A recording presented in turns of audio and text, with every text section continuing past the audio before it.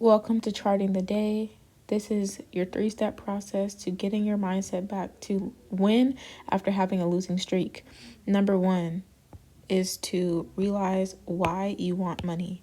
The only reason you'd be losing is because you're doing trades that you think are going to make you money because you're really desperate for money. So figure out why you need money and get rid of those problems. Okay? Literally, because whatever reason you want money for, that big cloud over your head is in your head.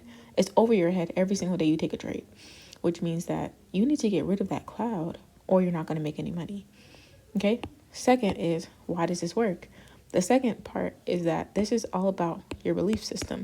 So if you believe that you need money and you have this, let's just say like this is debt. Okay? So because you have money, because you have debt, right? Now you're focused on money. And if you don't get rid of it, you have the belief that you need to get money to solve your debt. So while you're taking every trade, you're not trading.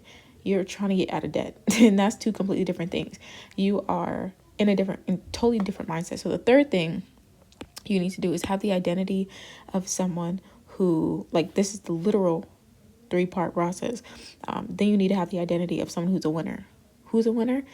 What would a winner do? A winner would celebrate and be happy for every single trade they make. Basically, you're going to have to reshape how you think about every single trade. So number 1, figure out why you want money, because if you're losing, you want money for some reason. Maybe that cloud over your head is debt. Okay. Maybe it's you need to get something fixed or something done, whatever, like, and you need to get rid of it. That needs to be your priority. Do not focus on trading. Focus on getting rid of that cloud. Okay. Then we explained in the second step why this actually works. So that was the first step. So second step is why it actually works is because if you don't believe that you will make money, or you don't believe, if you think you're debt, basically whatever that cloud is, it's a cloud because you think that it's a lot to handle. And so if you are trading under the belief that you have this big debt you need to take care of, you're going to have a really hard time making good trades. So basically this belief is you make dumb with a B. You make dumb trades. Okay.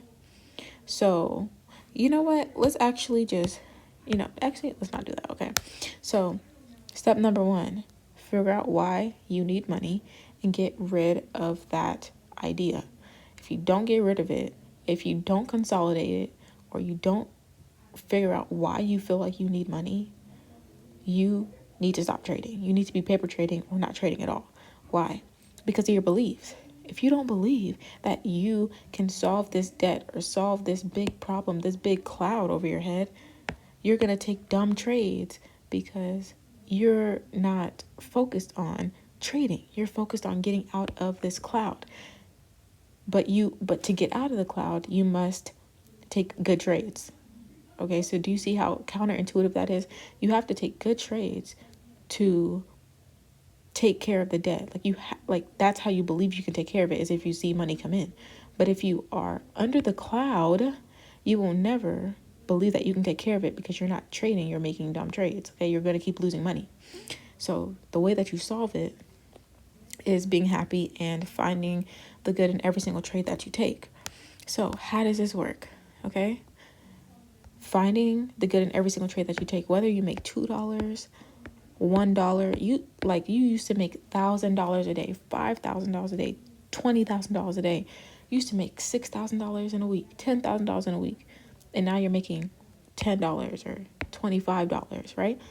Find the good in that, right? Figure out how you can convince yourself to feel like this amount is a good amount to have.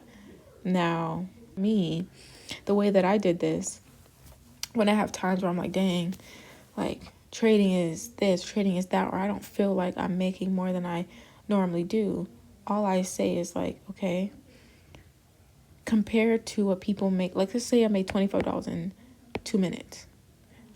There's no other way on planet Earth that you can make $25 in 2 minutes without talking to a person, without leaving your house, without getting dressed for the day, without speaking to somebody, without a lot of things. So you need to be grateful that you're even making that $25 in that 2 minutes, because like that is amazing. Just think about it, right? Just think about how amazing that is. What other thing can you do to make $25 in 2 minutes, right? Or even 1 minute.